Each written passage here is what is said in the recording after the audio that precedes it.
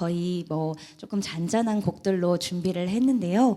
혹시 다음에 또 기회가 된다면 그때 또 신나는 곡으로 여러분들 찾아뵐 수 있도록 하겠고요. 네, 첫 번째 곡은요. 여러분 진도 씻김굿 혹시 알고 계신가요? 진도 씻김굿에서 망자와 산자들을 위해서 하는 그런 굿인데요. 그 굿에서 고풀이라는 부분이 있습니다. 마음속에 있는 고통, 슬픔 이런 것들을 싹 풀어주는 그런 연행인데요. 그 연행을 여러분들께 들려드리면서 네, 이태원에서 안타깝게 네, 목숨을 잃은 친구들과 또 여기 앞으로 살아나갈 분들을 모두를 위해서 네, 고를 한번 풀어보도록 하겠습니다. 감사합니다.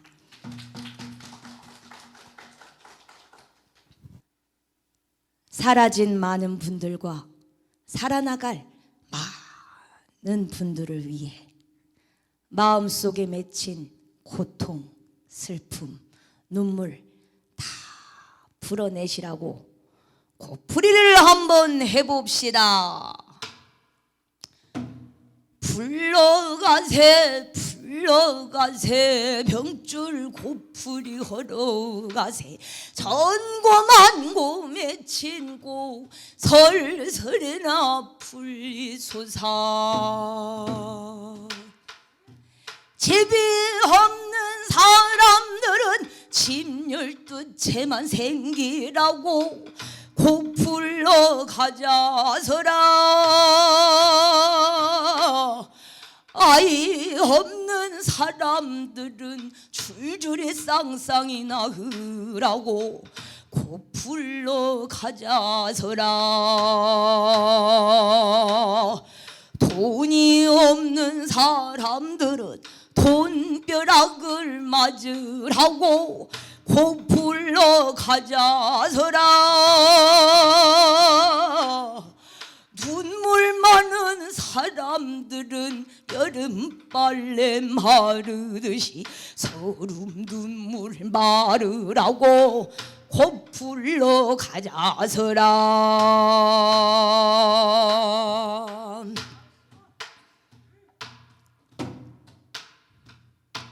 화병이 있는 사람 가슴에 불덩이 다 녹아내리라고 고풀러 가자서라. 병이 있는 사람들은 아침 기지개 펴듯 다 떨쳐내시라고 고를 풀러 가자서라. 부부가 권수인 사람들은 눈우지정 흘러 원앙이 되시라고 고풀러 가자서라. 부모 일 고통 보가는 불쌍한 사람들은 망친국낙왕생바람 고풀러 가자서라. 정없는 사람들은 눈가에 입가에 정만 흘러 넘치라고 고를 풀러 가자서라. 운이 없는 사람들은 순풍에 돛을 달아서 운수대통하시라고 고를 풀러 가자서라. 지질이 복이 없는 사람 판기를 뼈도 복소리 나게 복받으러 가자서라. 불행곡 금정고 악없고 담욕고 서른고 막힌고 액살고 배친고를 모두 불어 핵맞고 살맞고 병을 맞고 화를 막아 정으로 온기로 웃음으로 신명으로 설설이 불리소서. 대활련으로 설설이 불리소서.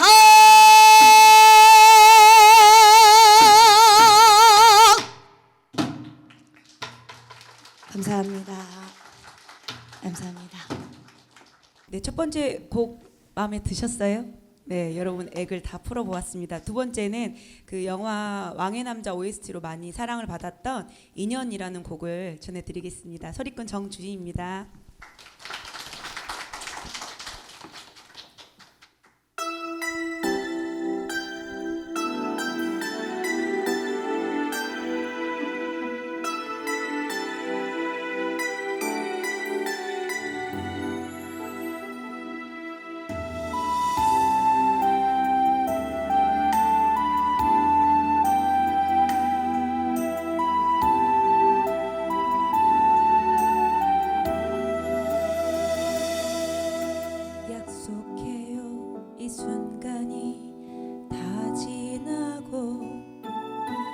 다시 보게 되는 그날 모든 걸 버리고 그대 곁에 서서 남은 길을 가리란 걸 인연이라고 하죠. 거부할 수가 없죠. 이 생에 이처럼 아름다운 날 또 다시 올 수 있을까요? 말 많지만 당신은 선물인 걸 이 사랑이 목쓰지 않도록 늘 닦아 비출게요.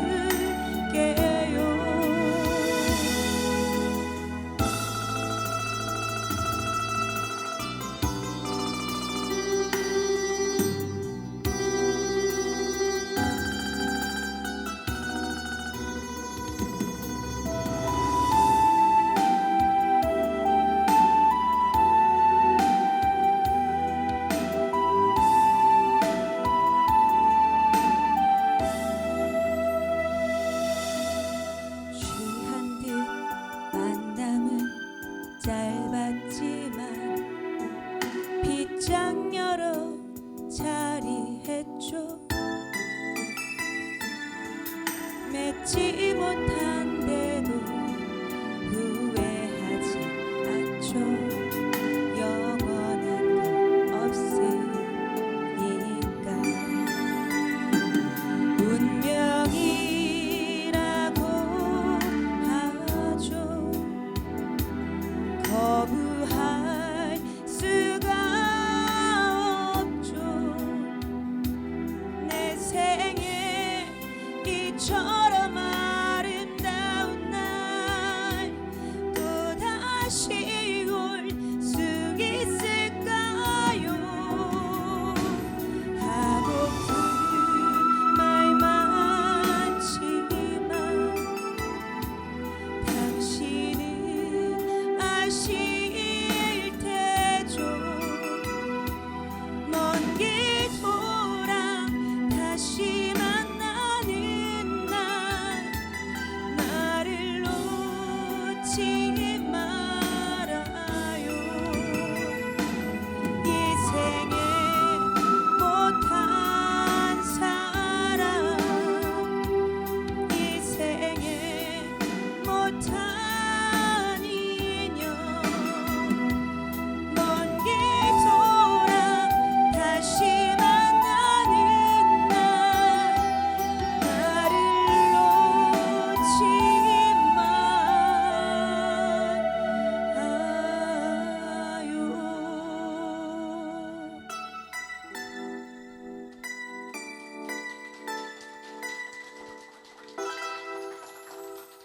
네. 네, 춘향가 중 이별가 갈까보다. 보니까 저희 판소리 좋아하시는 분들 많으실 것 같아요. 그렇죠? 네, 마음속으로 이렇게 선뜻 안 나와도 마음으로 응원해 주시고 또 좋다 이렇게 침수해 주시고 또 각자 그리워하시는 분들 이렇게 춘향이가 이몽룡을 생각하는 것처럼 여러분들 각자 마음속에 그리워하시는 분들 떠올리시길 바랍니다. 갈까보다 갈까보다 인 따라가서 갈까보다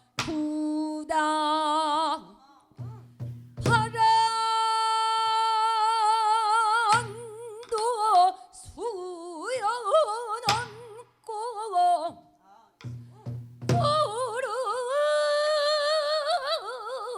구름도 수여넘는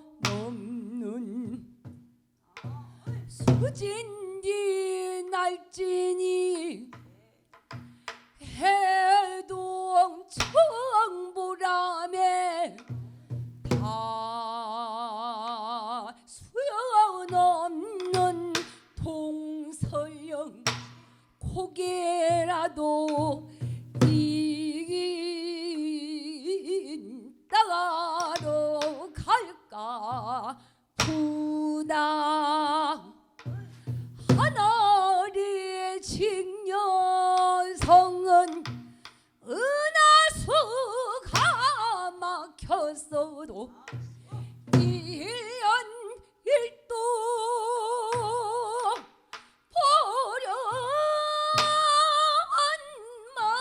보련만은 우리님 계신 곳은 무슨 물이 막혀간디 이다지도 못 보는 곳 이제라도 서주고 3월 동풍 연자되어 님 계신 처마 끝에 집을 짓고 논이다가 밤중이면 이묵을 만나 만의단 정회를 하여 볼까 비녀는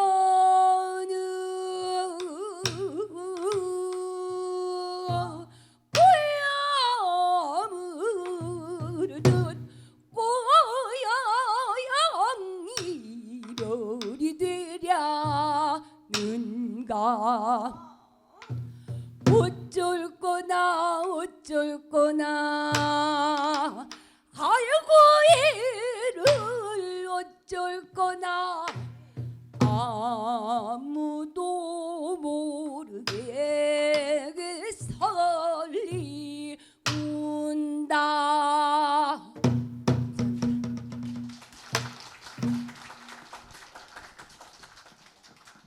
네, 다음 준비할 곡은 저희가 이것도 어떤 판소리에 관한 노래를 발라드로 재해석해서 여러분들 듣기 쉽게끔 그리고 좋은 멜로디로 꾸며보았거든요. 자기야 함께 들려드리겠습니다.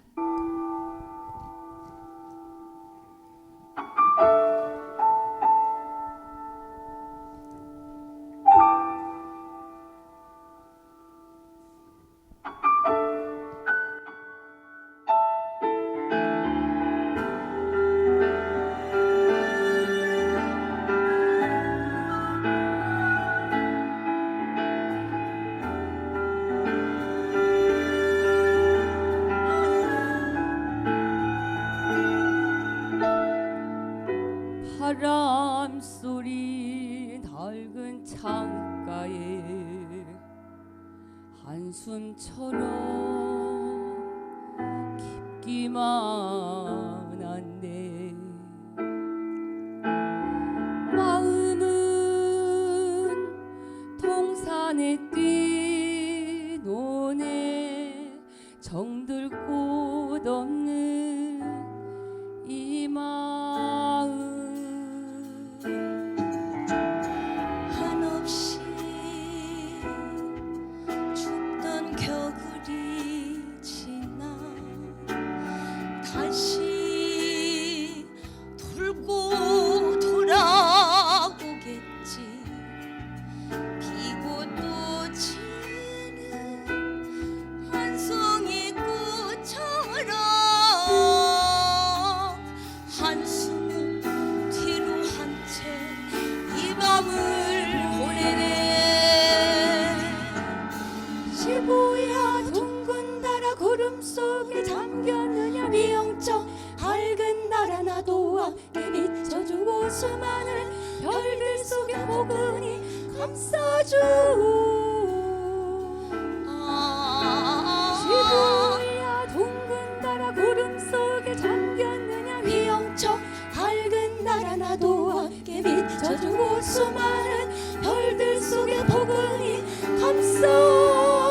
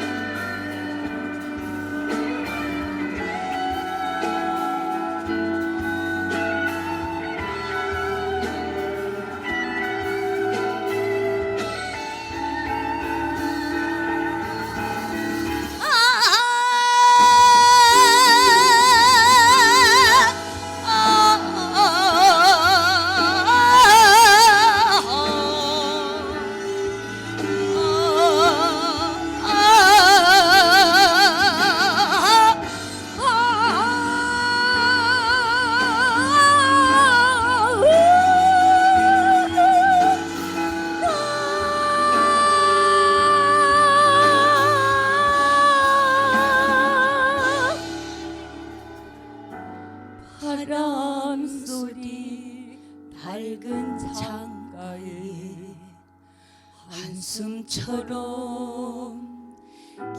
깊기만 한데 마음은 동산에 뛰노네 정들 곳 없는 이 마음.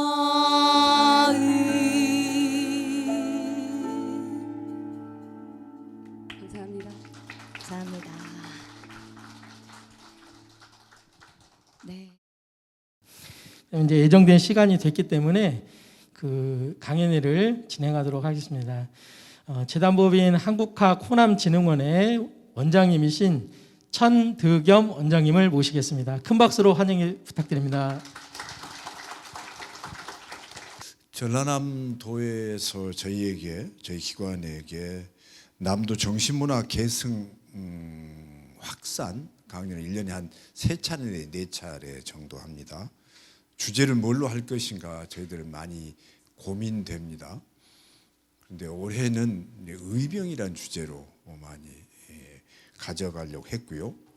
또 만이란 주제를 가지고 또 광주를 중심으로 한 몇 곳에서 강연을 한 바가 있습니다. 조그만 강연입니다만은.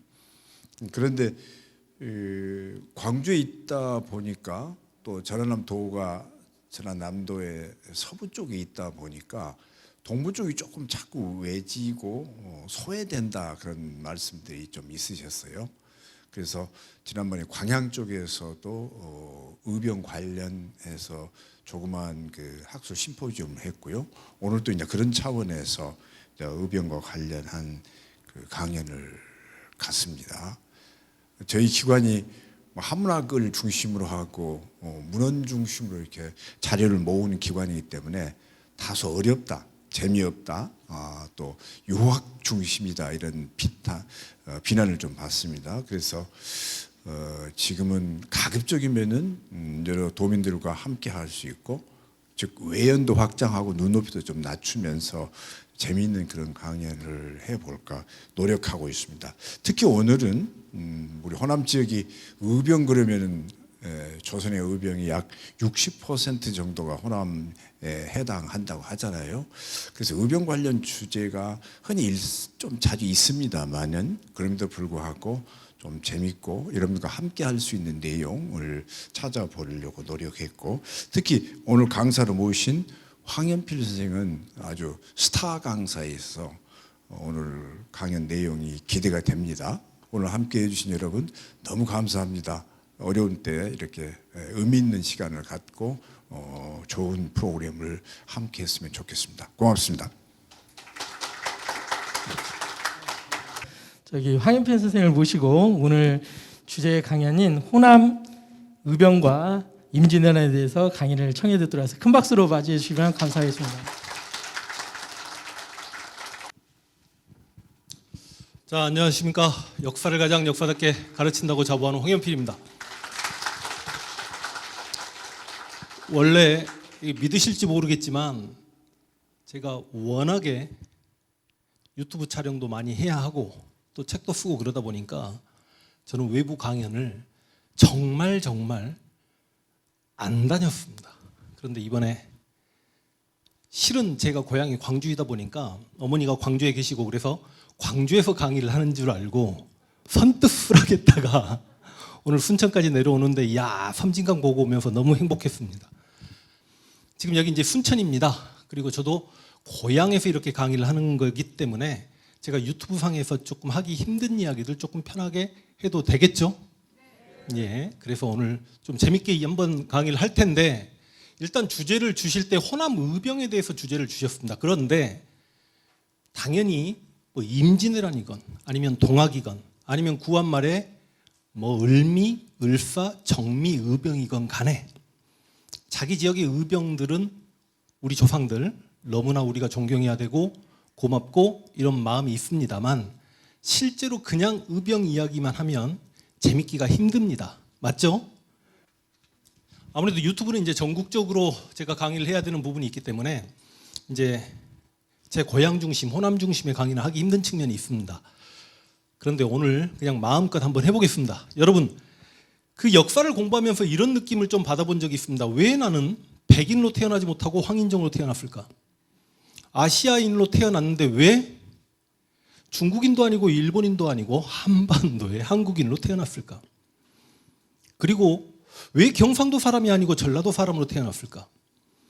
실제로 제 지역 호남에 대한 자긍심이라든지 전라도에 대한 자긍심을 그렇게 크게 느끼지 못하고 살았었습니다.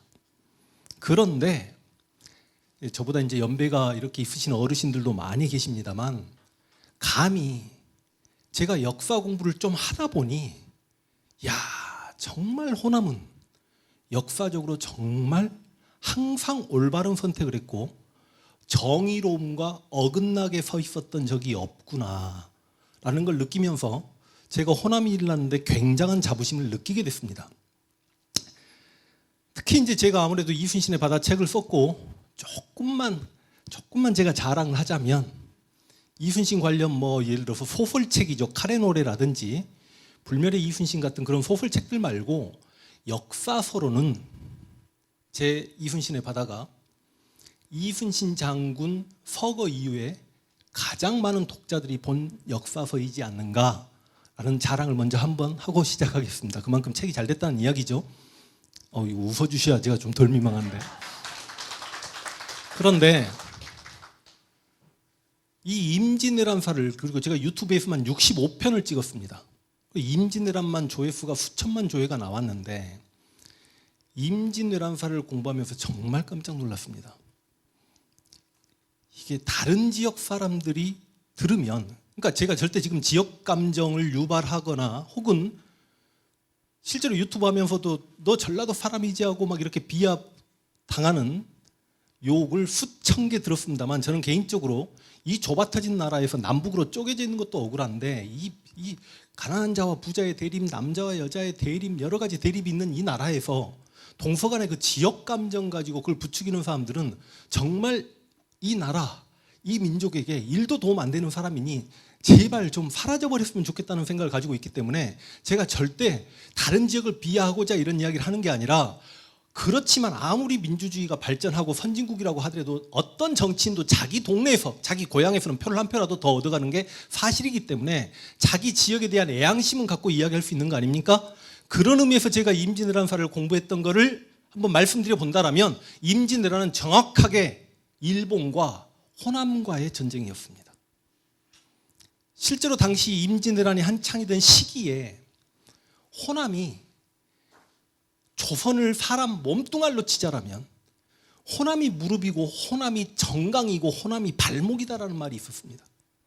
호남이 쓰러지면 사람은 서 있기가 힘든 거죠. 실제로 조선이라는 나라에서 전라도는 그나마 조금 대접을 받았습니다. 갑자기 막 이런저런 이야기를 다 하고 싶네. 혹시 왕건의 후녀 10조에 보면 차령 이남은 반역의 형세이니 그 지역 사람을 등용치 말라 그런 이야기 들어보신 적 있죠? 이건 잘못된 표현입니다. 왜냐? 차령 이남 금강 이외입니다. 후녀 10조 중에 왕건이 후손들에게 남긴 글이 후녀 10조입니다. 후녀 10조 중에 후녀 8조에 그런 내용이 있습니다. 차령 이남이면 정확하게 충청도 일부와 전라도와 경상도까지 포함이 되죠. 그리고 금강 이외 할 때 박과 외자를 씁니다. 그럼 이 박과 외자를 어떻게 해석해야 될까요? 차령 이남 그랬는데 차령보다 남쪽에 있는 금강 이남이라는 한자 해석이 맞겠습니까?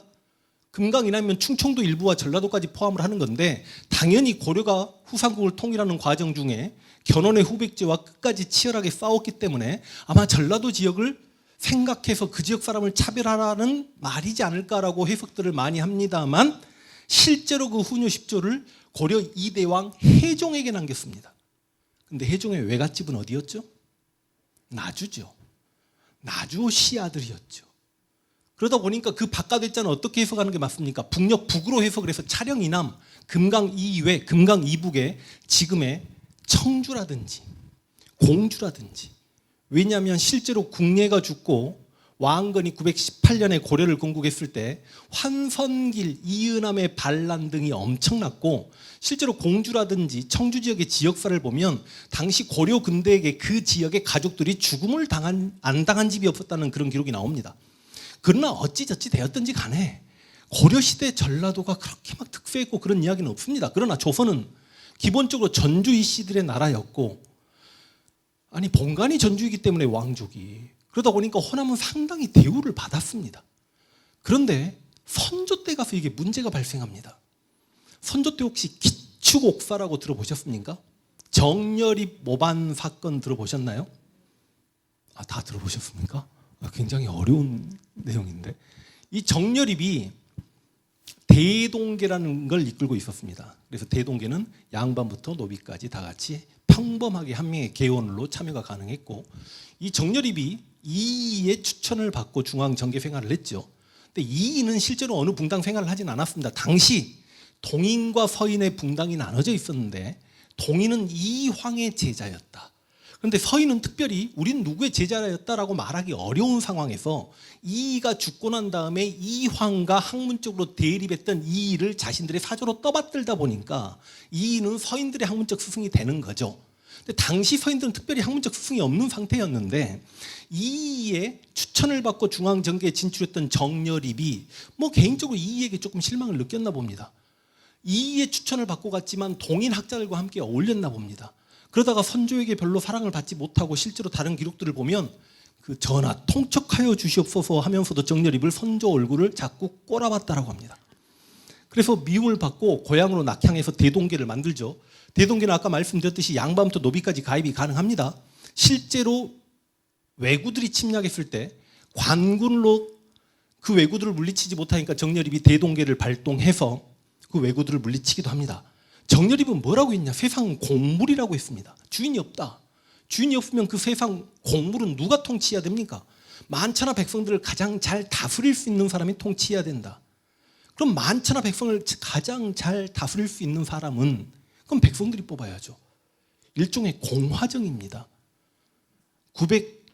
1907년에 신민회라는 단체가 우리 역사상 최초의 왕이 없는 국가, 공화정책 국민국가를 꿈꿨지만 실제로 정열입은 그렇게 노비와 양반 차별 없이 대동계의 계원으로 받아들였고, 이거는 신분제도를 부정하는 거죠.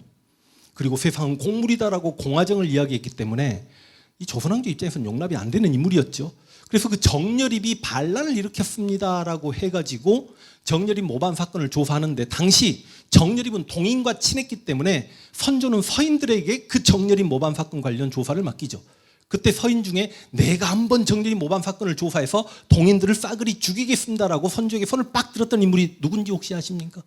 그렇죠, 송강정철이죠. 그래서 이때 기축옥사는 실제로 우리가 역사에 보면 고려 광종이 호족을 많이 죽였다. 신문왕이 진골 귀족을 많이 숙청했다. 통일신라에. 공민왕이 권문세족을 많이 죽였다. 태종 이방원이 공시나 외척을 많이 죽였다. 정조가 노론 벽파들을 제거했다. 이런 이야기 들어보셨죠? 흥선대원군이 노론들을 좀 작살냈다.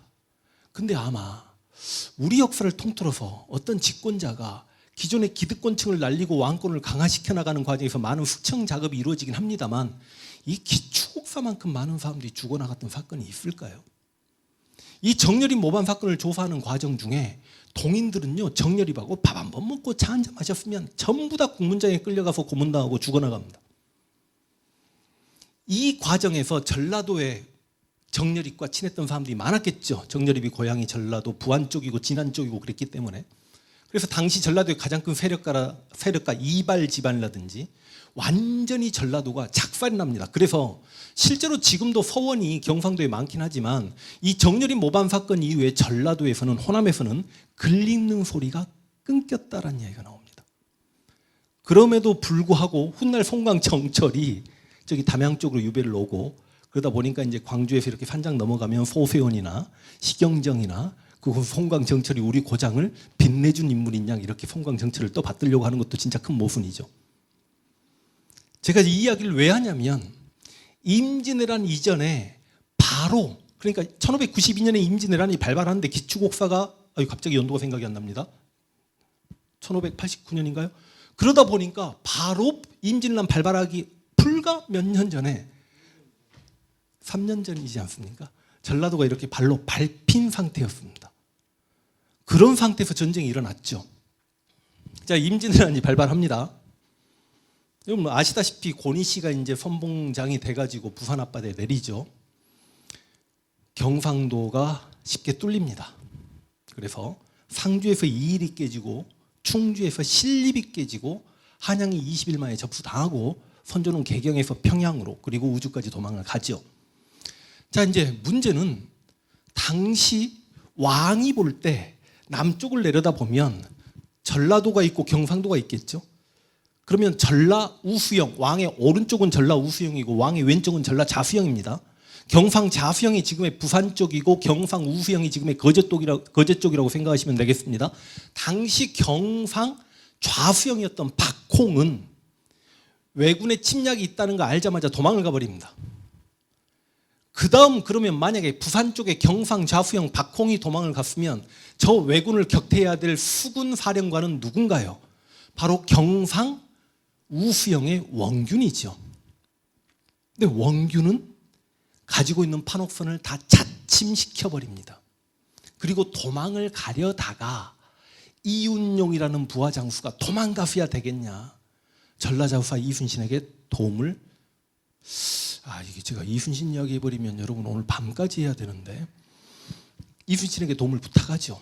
이순신 입장에서는 일본의 침략을 예측하고 미리 전쟁을 준비하고 있었는데 실제로 이순신의 전라자수영은 오관오포입니다. 그럼 쉽게 이해하면 수군 기지가 10개 정도 있었다라고 생각하면 되는데 당시 원균의 경상 우수영은 8관 16포인가 그러죠. 그럼 병력도 이순신의 전라자수영보다 2배고 실제로 판옥선의 숫자도 2배 이상이어야 되는 겁니다. 그런데 그렇게 훨씬 더 강력한 수군 제독들이 일본군과 단 한 번의 싸움도 해보지 못하고 도망갔다라고 하니 이순신 입장에서는 당황스러웠을 겁니다. 도대체 적들이 어떠하길래 이런단 말인가. 그런데 이제 원균은 도와달라고 하면 이순신은 나가야 되는데 지금 현재 전라자수영의 본영은 여수이니 여수에서 잠깐 함대를 빼가지고 밖으로 나갔을 때 여수 본영에 공격당하면 안 되는 측면도 있기 때문에 고민을 했겠죠. 고민 한참 하고 있을 때 이때 정운이란 장수가 경상도 바다는 우리 바다가 아니란 말입니까? 그 말 한마디 듣고 그래 좋다 나가자. 그래서 옥포와 합포와 적진포에서 승리하고 돌아옵니다. 자, 이때 이순신의 판옥선이 한 23척 정도가 됐고 원균의 판옥선이 4척 정도가 됐습니다. 원균이 다시 도와달라고 하니까 이순신이 또 출정을 해가지고 이때는 거북선과 함께 갑니다. 사천에서 당포에서 승리합니다. 근데 당포해전에서 승리하고 이순신의 부대와 원균의 한 4척 정도, 원균이 당시 3척인가 그랬습니다. 부대가 돌아오는데 갑자기 바다에서 엄청난 함대가 옵니다. 얼마나 무서웠을까요? 적을 다 무찔렀다라고 생각하는데 저 수평선 너머에 엄청난 함대가 노를 저 옵니다. 가까이 와서 봤더니 이순신이 그렇게 기다리던 전라 우수영의 이역기 부대였습니다. 그래서 제가 이 임진왜란사 이순신을 공부하면서 봤던 내용 중에 가장 뭉클했던 장면인데 이 이순신의 전라 자수영에게 있어서 원균의 부대는 크게 정신적으로 도움이 되지 않았습니다.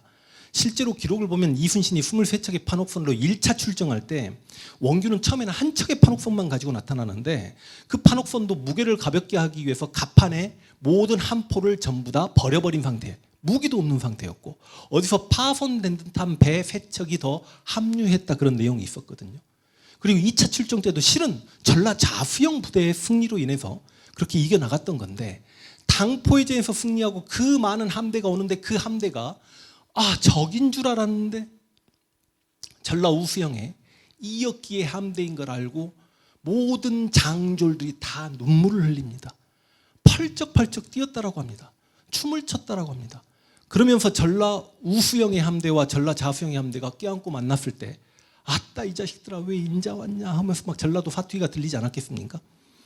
그 전라 우수영의 이역기와 전라 자수영의 이순신이 다시 힘을 합쳐서 당황포에서 이기고 율포에서 이기고 다시 돌아옵니다. 그리고 이역기는 아예 이제 여수 쪽에 와가지고 합동 훈련을 하다가 한산도에 가서 이기고 앙골포에 가서 이깁니다. 자, 일단 우리는 이순신이라는 인물이 없었으면 그냥 임진년에 조선은 100% 일본에게 식민 지배를 100% 당합니다. 근데 이순신만 생각할 게 아니라 이순신이 방금 말씀드린 그 많은 전투에서 승리했던 사람들은 전부 다 전라 좌수영 그리고 전라 우수영 부대였습니다. 전투 중에는 굉장히 긴박한 상황들이 연출되다 보니 본능적으로 편하게 쓰고 싶은 말들이 튀어나올 수밖에 없습니다.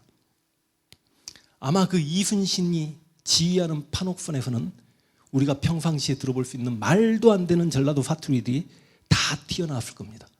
근데 어느 누구도 이런 이야기를 하지 않더라고요. 이순신은 분명히 태어나긴 서울에서 태어났습니다. 그러나 어머니 집에 가서 자라면서 충청도 아산 땅에서 자라죠.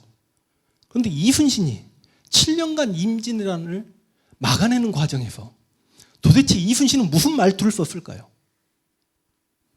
100% 전라도 사투리를 썼을 거라고 생각합니다.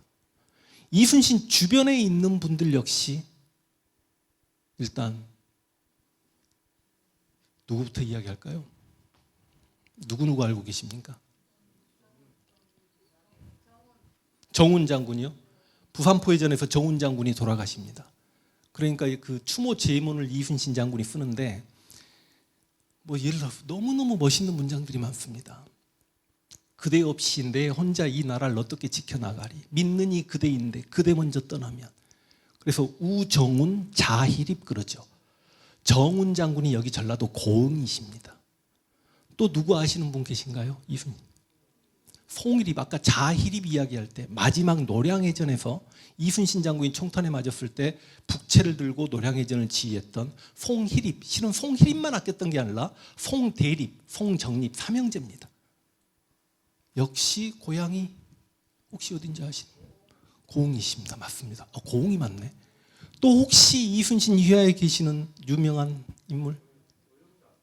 어영담은 출생이 정확하지는 않습니다. 확인하기 어렵습니다. 다만 어린 시절을 경상도 뭐 하동 지역에 살았다 이런 내용만 있습니다. 이번에 영화에 어영담이 나왔죠. 이번에 영화 한편 보셨으면 거북선 만든 나대용 고향이 나주입니다. 또 권준 역시 파악이 힘듭니다. 권준은 이제 쉽게 이야기하면 이순신 휘하의 그 예를 들어서 순천 부사였기 때문에 풍계로 보면 이순신 바로 밑에 2등급 넘버 2 인물이긴 했지만 정확히 실제로 고향이 어딘지 나오지 않습니다. 그런데 많은 분들이 모르고 놓치는 분이 한 분 계시는데 저는 개인적으로 정말 존경했던 분이 정걸 장군이라는 분이 계십니다. 이순신보다 29세인가 30세인가 많았습니다. 그럼 이순신 장군이 1592년에 임진왜란이 발발했을 때 연세가 48세였습니다. 제가 그 48세 제가 감히 죄송합니다 어르신들 48세에 딱 유튜브 시작했거든요. 역시 또 혼자 뻘쭘한 이야기. 48세셨는데 그러면 그때 정걸 장군의 연세가 78세 정도 되셨다는 이야기인데 정걸란 인물이 연세가 그렇게 많은데 이순신의 부하장수였다. 그게 아닙니다. 정걸 장군은 벌써 30년 전에 전라 자수사, 경상 우수사, 수군 제독을 다 역임하신 분입니다. 그리고 실제로 조선의 함대 맹선의 높이를 높여서 일본 왜군들이 올라타지 못하게 판옥선을 기초하시고 실제로 판옥선을 만드신 분입니다. 이래서 이순신도 대단하고 정걸란 장군도 대단하신 게 이순신은 정말로 일본의 침략을 예상했던 것 같습니다. 그래서 자신이 어차피 수군 제독으로서의 경험은 이순신도 초짜이니 경험 많은 어르신을 옆에 두고 싶었나 봅니다. 지금 우리 검찰총장 출신이 대통령을 하고 있습니다만 쉽게 이야기하면 검찰총장을 하고 있는데 30년 전에 검찰총장 했던 분을 내 밑에 고문으로 모시고 있는 거죠. 조방장으로 모시고 있는 겁니다. 그래서 실제로 이순신이 2차 출정을 하거나 할 때도 정걸 장군에게 여수를 부탁하고 맡깁니다.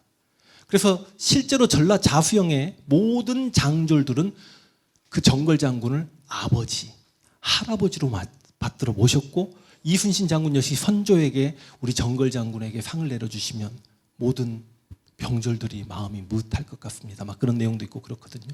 역시 정걸 장군 역시 고향이 고흥이십니다.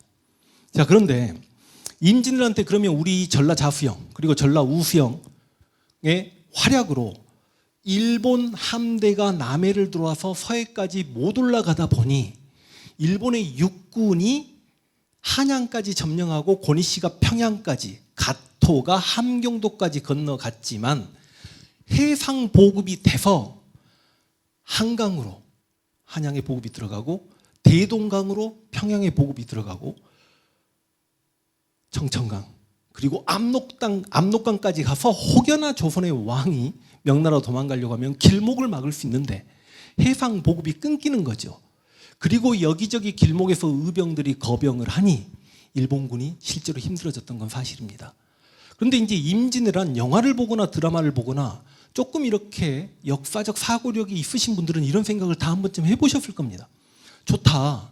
일본이 이번에 영화 한산 나왔지만 실제로 한산도 대첩 이후에 토요토미 히데요시가 자신의 부하 수군들에게 조선 수군과 교전을 금하라.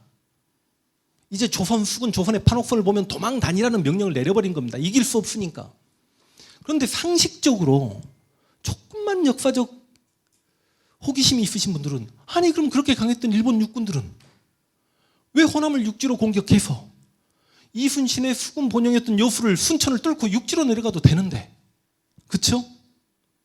그럼 육지로 왔을까요? 안 왔을까요? 당연히 오죠. 당연히 오죠. 육지로 공격을 왜 안 했겠습니까? 실제로 이 토요토미 히데요시가 군단이 9개 군단이 있었는데 일단 부산 진영 전초기지였으니까 부산은 그쪽을 빼놓고 나머지 8명 8도 조선 8도라고 들어보셨죠? 8도죠. 8도의 책임자를 전부 임명해 놓고 있었습니다. 일단 1선발이 권희 씨였기 때문에 권희 씨는 계속해서 북쪽으로 진격하니까 평안도를 권희 씨에게 줍니다.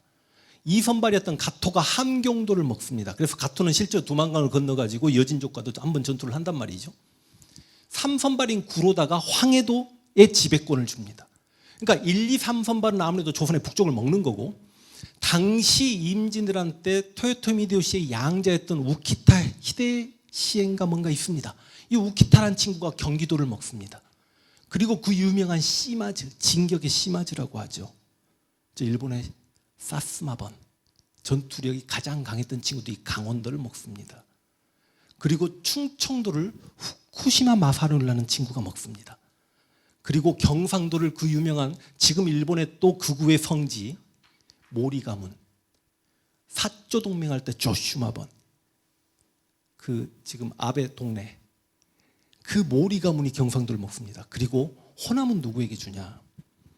실제로 제가 임진왜란사 전개하기 전까지만 하더라도 임진왜란을 잘 모르신 분들은 일본의 뭐 쩌리 장수들이 와가지고 조선에서 그렇게 압도적으로 다 이기고 갔다라고 하는데 이제 저희 임진왜란사를 많이 듣고 그런 얘기가 좀 많이 들어갑니다.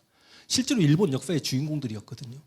다만 토요토미 히데요시 입장에서는 젊은 장수들을 보내서 그들의 실력을 키우고 전쟁 경험을 쌓게 하고 조선의 영지를 그들에게 줄 생각을 가지고 있었지만 정말 경험 많고 일본의 100년간의 전국시대를 통틀어서 세 손가락 안에 든다는 무장이었던 고바야카와라는 인물이 있습니다.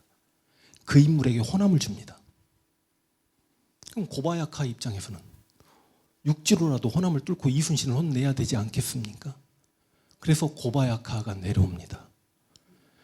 실은 그 전에 호남에서 한양을 탈환하고자 다른 충청도나 경상도에서는 병력이 아예 그렇게 모인 적도 없지만 호남의 관군만 약 5만 이상이 모여서 충청도하고 경상도 관군까지 합치니 6만 정도가 됐다가 용인에서 대패를 당합니다.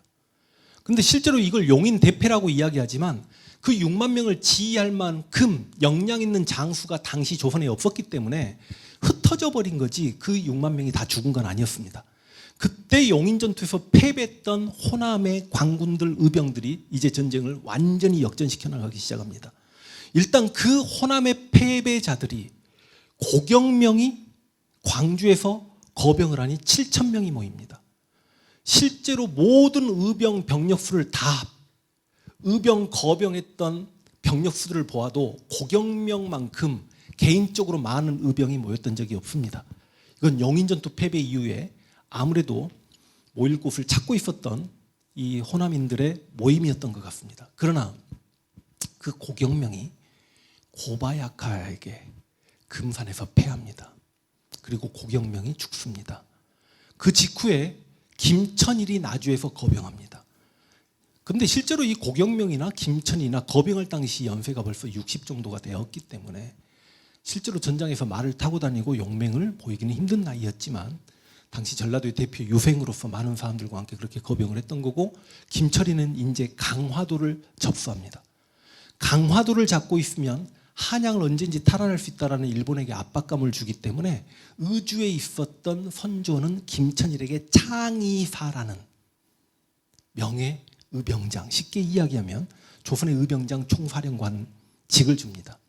자, 고바야카는 고경명을 깼습니다. 그럼 이제 고바야카는 호남으로 내려와야 되겠죠. 그럼 당신은 남북도가 아니라 전라도입니다.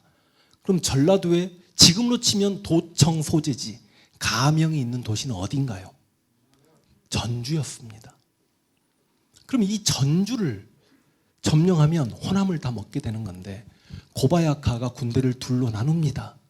전주를 점령하기에 자신의 집안의 스님, 일본의 다이묘들은 무식해가지고 글자도 모르고 그러기 때문에 항상 한문을 아는 스님들을 함께 데리고 다닙니다. 앙코쿠지라는 친구에게 약 1만 병력을 띄어서 그 앙코쿠지가 전주 남쪽 이 웅치 쪽을 향해 옵니다. 근데 일단 이 앙코쿠지를 또 누군지 처음 들어보는데 그러는데요. 실제로 임진왜란이 끝나고 도쿠가와 이에야스하고 토요토미 히데요시는 죽고 토요토미 히데요시 아들 토요토미 히데요리죠. 혹시 들어보셨나요? 그 토요토미 히데요리를 받들어 모시는 일본인들 발음 정말 이치다 미치나리 이시다 뭐 어떻게 읽어도 되니까 그 토요토미 히데요시를 받드는 이시다 이거 발음이 안 된다. 조교 선생님 어떻게 돼 발음이? 이시다 미츠나리하고 에도 막부를 훗날 만들게 되는 아까 내가 이야기 있잖아. 누구지? 도쿠가 이에야스하고 싸우죠. 이게 동군과 서군의 전쟁인데 이걸 우리가 세키가하라 전투라고 합니다. 근데 실제로 도쿠가 이에야스가 승리했기 때문에 에도 막부가 만들어지는 건데, 그 에도 막부를 만드는 도쿠가 이에야스가 서군의 총사령관을 딱 3명 죽입니다. 3명만 죽이면 돼. 그 3명은 당연히 서군의 총사령관이 이시다 미츠나리, 그리고 임진왜란의 일선발 고니씨, 그리고 방금 전주를 침략에 들어오는 앙코쿠지를 죽입니다. 그럼 당시 일본사에서 앙코쿠지가 어느 정도 인물인지 아시겠죠? 이 앙코쿠지가 웅치고개를 넘는데, 일단 웅치고개, 그러니까 경상도는 성도 있고 그렇지만 그냥 다 조총소리 들으면 도망갔는데, 당연히 전라도에서 그냥 이건 무슨 수성전을 전개하는 것도 아니고 고갯길을 공격하니 쉽게 넘겠지라고 했는데, 당시 김제 군수 정담이나 황박이나 이런, 황박은 의병장입니다. 이런 분들이 얼마나 열심히 싸웠는지 웅치고개를 넘고 나서 앙코쿠지가 깜짝 놀랍니다. 그리고 너무 열심히 싸운 조선인들 다 호남인들입니다. 호남인들의 시신을 모아다가 조선 충이간담, 조선인이지만 충성스러운 간과 쓸개를 가진 사람들하고 편말을 세워줍니다. 웅치를 힘들게 뚫고 인덕원이라는 곳에서 야영을 하고 있는데, 이때 황진이라는 장수가 있습니다. 혹시 제 유튜브에서 황진 강의 혹시 들어보셨나요? 이 임진왜란사를 공부하면서 아니 어떻게 이런 장수가, 저는 아주 어렸을 때 조선왕조 500년에 임진왜란 드라마를 했었는데, 그때 제가 황씨이기 때문에 황진 장군 정도 이렇게 굉장히 용맹하게 나왔습니다. 공부를 하면서 깜짝 놀랐습니다. 저는 지금까지 제가 30년 역사 공부하면서 어떤 인물 때문에 소름이 끼친 것도 처음이었습니다. 왜 이런 장수는 알려지지 않았는가? 그 이야기도 제가 한번 좀 이따 제 고향에 왔으니까 마음껏 한번 해드려 볼 수 있도록 하겠습니다. 황진은 화순의 동복의 종육품 현감입니다. 쉽게 이야기하면 지방간 중에는 가장 말단이죠. 근데 일본의 통신사로 김성일, 황윤길 등과 함께 갔다 와서 일본이 전쟁을 일으키겠구나라고 예상을 하고 있었고 전쟁을 준비합니다. 병력을 키웁니다. 영인전투에 참전했다가 미리 전방에서 무너지니까 자기는 자신의 부하들과 함께 흩어져 낙오돼 있는 병사들과 함께 같이 와서 당시 전주를 방어하려고 합니다. 당시 전주 관찰사가 이광이었습니다. 적이 웅치 쪽이 아니라 남원 쪽으로 온다고 하니 황진 너는 남원에 가서 적을 막거라. 가짜 정보였습니다. 남원에 가서 보니 왜군은, 일본군은 웅치 쪽으로 넘어왔던 거죠. 웅치를 뚫었습니다. 황진이 그 인덕원에 있는 일본군을요 기습 야영을 합니다. 그러니까 우리가 임진왜란사 보면 성에서 막 잘 맞서 싸워서 수성전에 이긴 장수를 대단하게 보는데, 일본군이 야영을 하고 있을 때 그 전장 초기에 그 야영에서 일본군을 아예 그냥 작사를 내버렸던 황진란 인물이 있습니다. 그래서 앙코쿠지가 그대로 후퇴합니다. 자, 그러다 보니까 이제 앙코쿠지의 오히려 대장이었던 전라도 총사령관, 전라도 점령군 사령관이었던 고바야카가 이치 쪽으로 내려옵니다.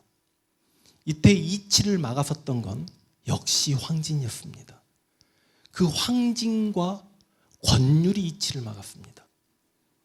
권율은 자기 사이 이양복에게 나를 행주대첩의 영웅이라 이야기하지만 실제로 내 가장 큰 공은 이치전투다라고 이야기합니다. 그리고 일본 군들이 바라볼 때 임진왜란 7년 전쟁 중에 자신들의 가장 큰 패배는 이치전투라고 합니다. 그러면 우리가 임진왜란사를 볼 때 그 이순신의 많은 승리를 이순신이 직접 나가서 싸웠지만 실제로 앞에서 포를 쏘고 싸웠던 부장들이 많이 있음에도 불구하고 우리가 그래도 이순신의 업적으로 이해하죠. 왜 그럴까요? 모든 훈련부터 전쟁 준비까지 이순신이 다 했고 작전도 이순신이 짰던 걸 그대로 실행에 옮겼기 때문에 그거는 이순신의 공입니다. 그러나 실제로 이제 조선시대 그 장군들의 직제라든지 부하들을 운용하는 걸 보면 도지사인 관찰사 그리고 군사권을 가지고 있는 병마사나 순찰사까지는 그 밑에 부사, 목사, 군수, 현령, 현감에게 명령권이 있지만 예를 들어서 사품의 군수나 오품의 현령이 자기 병력 외에 서로 다른 지방간에게 명령권이 없습니다. 그런데 마침 광주 목사 권율이면 황진에게 명령권이 없죠. 일주일 전에 순찰사가 됩니다.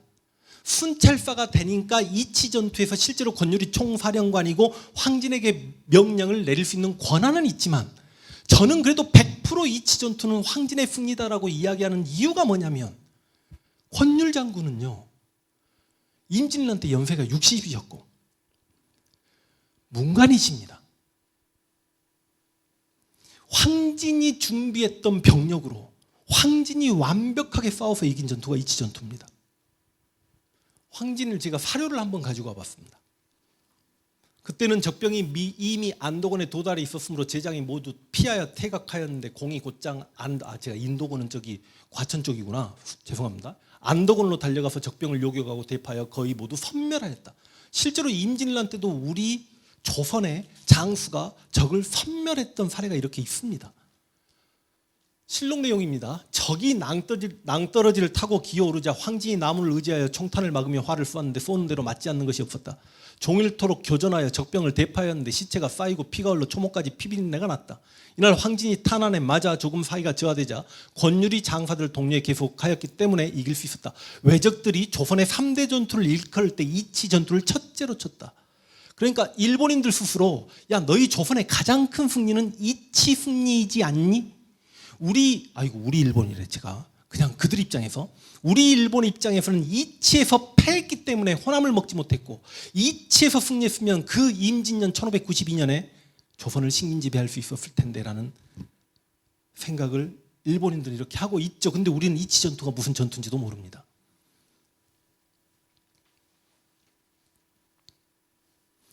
포조집입니다. 화살을 앞뒤로 계속해서 끊임없이 날렸으므로 화살 나르는 사람이 3, 4인나 되었건만 오히려 제때 운반하지 못할 정도였으니 당시에 화살에 맞아 죽은 외적이 몇백 명인지도 몰랐다. 엄지손가락이 다쳐서 부러지기까지도 하였는데 통증을 전혀 느끼지 못한 채 잠시도 쉬지 않고 활을 쏘았는데 화살 한 발로 몇 명의 외적을 꿰뚫을 수가 있어서 화살에 맞기만 하며 외적들 모두가 즉사했다. 황진에 대한 기록입니다. 연려실 기술은 좀 믿을만하죠. 이긍익. 황진이 나무에 의지하여 총탄을 막으며 활을 쏘았는데 백발백중이었고 적의 진격이 멈추고 황진을 목표로 집중 사격을 가해 황진이 부상을 당하자 적이 연속으로 뛰어 들어와 우리 군사들이 모두 흩어져 이제 실록하고 비슷한 내용이 나옵니다. 황진도 부상당한 몸으로 다시 싸우니 군사들이 일당비고 싸워 적이 크게 패하여 병기를 버리고 달아났다. 이게 전부 다 이치 전투에 대한 기록입니다. 이치에서 승리를 하고 나서 실제로 황진이 탄환에 맞고 들것에 실려서 갈 때 전주 백성들이 전부 다 나와가지고 장군 덕에 전주가 지켜졌습니다라고 황진에게 꿀물을 타서 주었다는 기록도 굉장히 많습니다. 그리고 황진은 승진합니다. 승진해서 이제 수원에 독산성까지 와서 또 저기 있는 곳을 이렇게 정탐하는 과정 중에 이게 젊은 친구들은 좀 호승심이 있거든요. 실제로 우리 역사에서 누가 가장 무력이 세나 막 그런 것들 막 좋아하는데요. 한번 읽어보겠습니다. 공이 포위되었을 때, 이게 빨간 거 하는 거 어떻게 하지? 이걸 누르나요? 아닌가? 공이 포위되었을 때 외적도 공이 명장이라는 사실을 알고는 생포할 욕심으로 총을 쏘지 못하게 에워싸고 지키기만 했다. 한참 시간이 지난 뒤에 공이 갑자기 말에서 내리자 장사들이 그 이유를 모르고 겁에 질려 떨었는데 이는 대개 돌격에서 포위망을 뚫기 위해 잠시 말을 쉬게 하려고 한 것이다. 혼자 포위당한 겁니다. 황진 장군이. 실제로 부하들은 황진 장군이 죽었겠거니 하고 이제 후퇴해 있었는데요. 그런데 잠시 말을 쉬게 했던 황진 장군이 이윽고 말에 올라타 채찍을 휘두르며 일약 날쌔게 빠져나오면서 장검으로 좌우 외적을 치고 베자 뿜어나오는 선열이 수염을 적셔 고드름처럼 엉겨붙었으므로 멋있는 장면 아닙니까? 실제로 수염이 관운장처럼 길었다라고 합니다. 황진 장군이. 이 모습을 보는 자들이 겁에 질려 벌벌 떨었다. 이 전투의 공을 인정받아 즉시 절충장군 풍계로 뛰어오르며 충청도 조방장 임명되었다. 그리고 바로 또 승진합니다.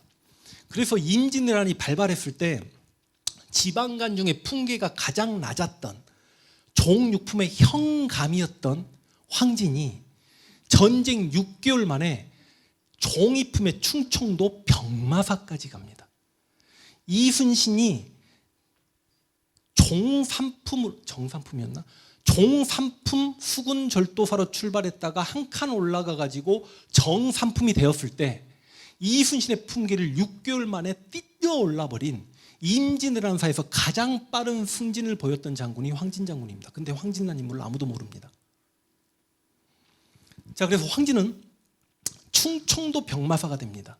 그래서 일본 토요토미 히데요시가 충청도 총책임자로 임명했던 후쿠시마 마사노리를 안성의 죽주성에서 성을 차지하고 있는 후쿠시마 마사노리를 유인해 가지고 성을 빼앗아 버립니다.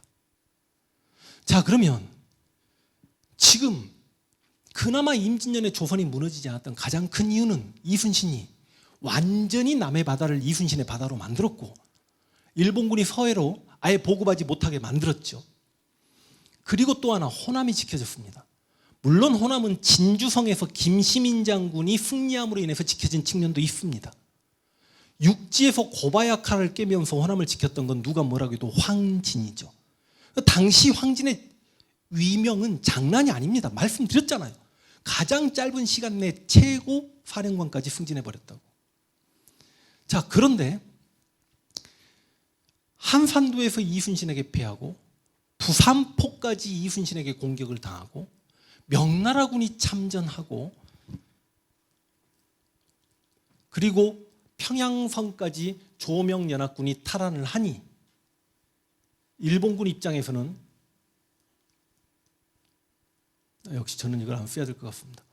일본군 입장에서는 후퇴를 할 수밖에 없죠.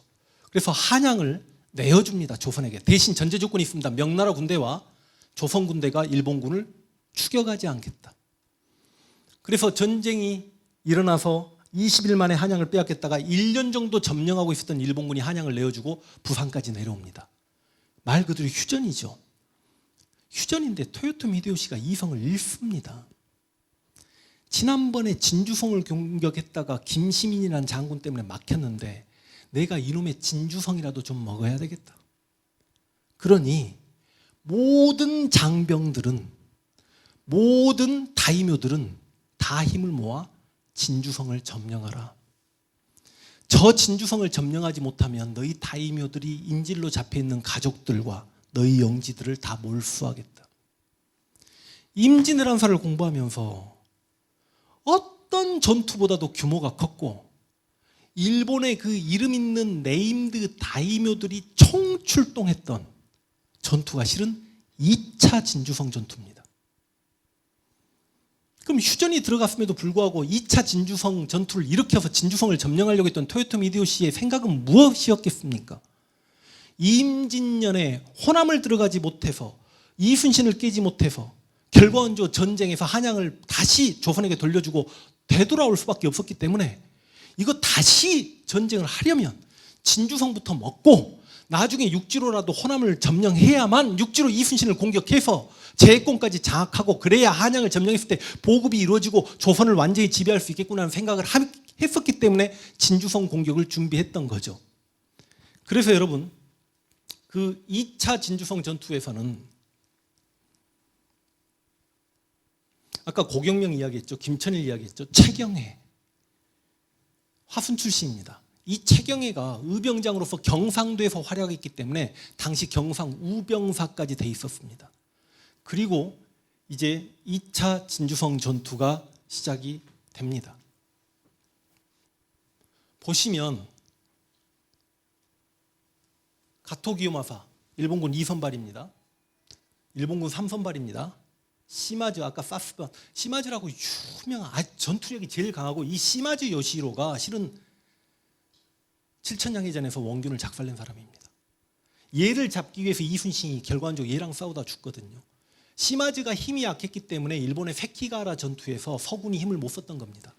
그래서 실제로 에도 막부 도쿠가 이에야스가 이 시마즈를 다 죽여버리려고 시마즈 가문을 멸문시키려고 했지만 시마즈 돌격이라고 해가지고 자기 다이묘를 끝내 살려가지고 사스마번이 지켜버리는 바람에 지금 가장 우익의 성지죠.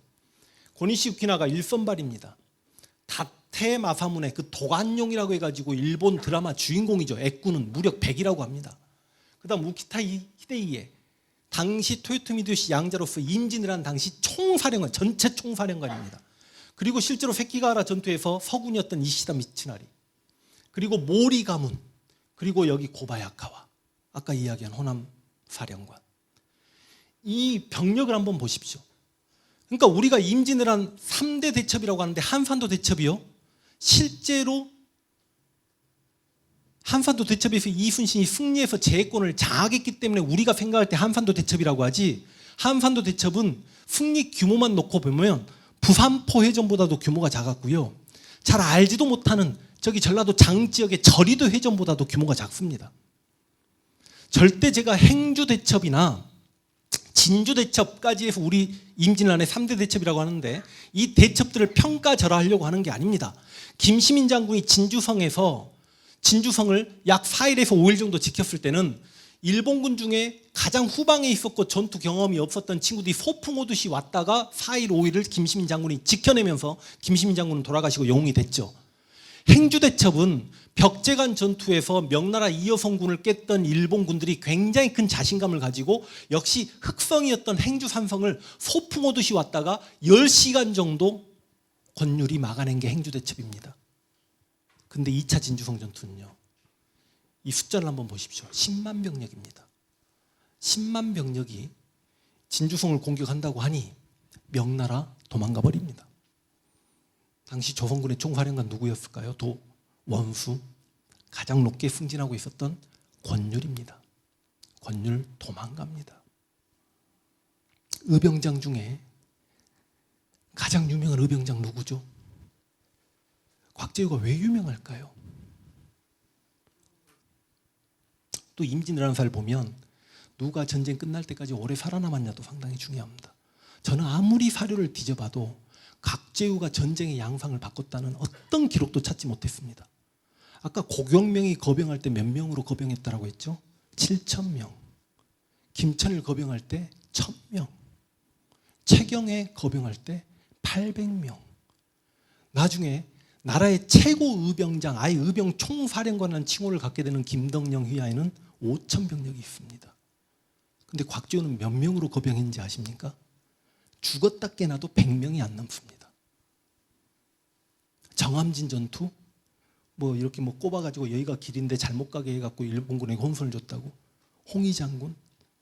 그러니까 이게 역사를 조금 공부하다 보니까 어떤 역사적 인물이 고향이 어디냐, 성씨가 무슨 성씨인데 그 고향이 돈이 많냐 안 많냐, 지금 대한민국의 지자재 얼마나 지원을 받냐, 그리고 그 성씨에서 돈을 많이 가진 기업인이 나왔거나 아니면 그 성씨가 노력을 해가지고 이런 인물을 이렇게 받들어서 모셨거나. 그럼 곽재우는요, 경상도 의병장인데 애초에 곽재우에게 너 진주성에 들어가서 진주성을 지켜라라고 이야기합니다. 곽재우가 나와 함께 전쟁했던 내 부하들은 전쟁 경험이 많은 친구들인데 진주성에 들어가서 죽으란 말이냐? 싫다. 안 들어갑니다. 근데 진주성을 누가 들어갈까요? 2차 진주성에. 아까 고경명이 죽었죠. 고경명이 자신의 둘째 아들 고인후와 함께 죽습니다. 고경명의 큰아들 고종호 여전히 의병 활동하면서 진주성이 호남의 관문이다, 지켜야지 하고 들어갑니다. 아까 강화도에서 의병 총사령관으로 있었던 김천일 기억나시죠? 김천일은 드디어 내가 죽을 곳을 찾았구나, 내가 진주성으로 들어가야겠다 하고 직접 내려옵니다. 최경회는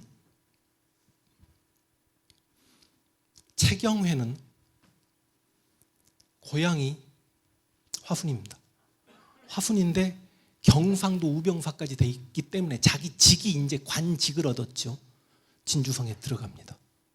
근데 이때 진주성에 들어가겠다라고 했던 또 한 명의 장수가 있습니다.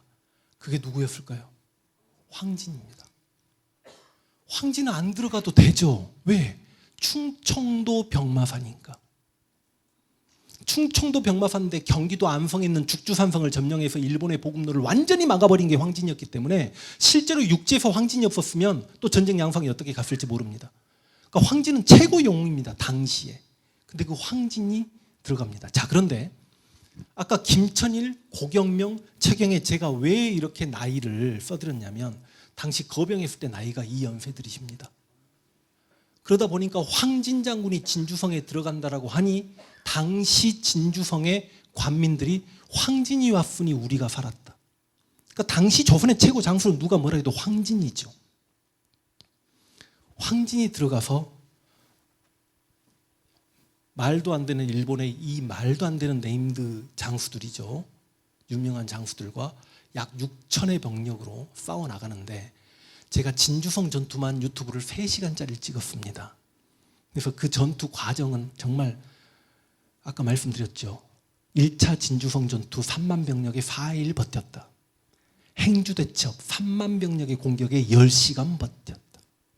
2차 진주성 전투는요, 저 10만 병력의 공격을 8일을 버팁니다. 근데 진짜 욕 나오는 게 뭔지 아십니까? 야, 하루 이틀이면 무너지기 때문에 저 일본군 10만 병력의 공격을 막아낼 수 없기 때문에 진주성으로 안 들어가려고 했던 권율과 곽재우는 그 8일 동안 무슨 생각을 하고 있었을까요? 군사 전략 전술상 들어가지 않는 게 옳았을 수도 있다. 들어가면 죽는데 좋다 이겁니다. 거기까지는. 근데 당시 진주성에는 6만 명의 백성이 있었습니다. 1차 진주성 전투에서 김시민 장군이 진주성을 지켰기 때문에 진주성으로 가면 산다라고 해서 당시 경상도, 하동, 전라도 구례, 산청 이 지역의 백성들이, 진주 백성들은 당연하고 6만 명이 모여들었습니다. 권율하고 곽재우가 용서가 되십니까? 전략 전술적 차원에서 성 하나를 비운 게 아니라 백성을 버린 사람들이잖아요. 근데 황진이 들어가서 그렇게 싸웁니다. 실제로 흑산을 쌓아야 되는데 황진이 직접 우통을 벗고 흑산을 쌓으니까 백성들이 눈물을 흘리고 같이 흑산을 쌓습니다. 그러니까 그 진주성의 전투 과정을 보더라도 아, 우리 역사에도 이렇게 관우 장비 같은 인물이 있구나가 확인이 됩니다. 자, 그런데 일본군이 저격병을 시체더미 속에 숨깁니다. 저 진주성의 목사, 그래서 일본에는 모쿠소라고 해가지고 목사 발음, 굉장히 무서운 도깨비인데 아마 일본은 2차 진주성 공격 당시에도 1차 진주성의 성주였던 김시민이라고 생각을 했나 봅니다. 즉 저격병이 시체더미 속에 숨어 있다가 총을 쏘았고 총알이 나무 기둥에 맞고 그대로 황진 머리에 8일째 꽂히면서 황진 장군이 돌아가십니다. 그리고 9일째 황진 장군이 죽자마자 점령을 당합니다. 근데 내가 너무너무 중요한 얘기를 하나 빠뜨리고 갔어요. 황진이 나 진주성을 들어가겠다고 황진이 내려오니 황진을 못 들어가게 말렸던 사람이 있습니다. 곽재우입니다. 너처럼 용맹한 친구가 왜 죽을 곳으로 들어가려고 하냐? 들어가지 마. 넌 나랑 밖에서 싸우자. 황진이 이렇게 이야기합니다. 내가 김천일 어르신하고 약속을 한 게 있는데 어찌 남자가 한 입으로 두 말 하겠냐. 황진은 그렇게 진주성에 들어가서 싸우고 죽습니다. 선조 수정실록입니다. 어떤 사람은 황진에게 말하기를, 이 어떤 사람이 바로 곽재우입니다. 어떤 사람이 황진에게 말하기를, 당신은 충청도 병마사이니 경상도 진주성 수비와 직접 관계가 없으나 밖에 싸웁시다. 아니 황진이 말하기를, 나는 이미 김천일과 더불어 약속을 하였으니 죽을지언정 그 약속을 저버릴 수 없소. 진주성 전투 이야기까지 하면 시간이 너무 길어질 것 같죠? 그리고 이제 선조 수정실록 내용을 보겠습니다. 저는 우리 조선사뿐만이 아니라 고대 고려사를 통틀어서 어떤 장수에 대해서 이런 평가는 처음 봤습니다. 외란이 있는 이유로 모든 장수 가운데 행군의 법도가 있고 사절의 설수는, 이 문장입니다. 옛날 명장의 풍도가 있는 자로는 모두가 황진을 추중하여. 이런 실록의 어떤 장수에 대해서 이런 평가를 해놓은 경우는 전무후무합니다. 꼭 으뜸으로 꼽았는데 재주를 다 발휘하지 못하고 죽었으므로 조야에서 애석하게 여기지 않는 이가 없다. 실록 내용이잖아요. 난중잠록입니다. 조경남에 진주성에 살아 돌아온 사람들이 모두 말하기를, 황진이 만약 있었다면, 황진이 8일째 죽지 않았더라면 진주성은 반드시 함락되지 않았을 것이다 하니 그 위인이 가감하고 충성하여 직책을 다하다가 저리에 죽은 것이 장수인가 어찌 다르리까.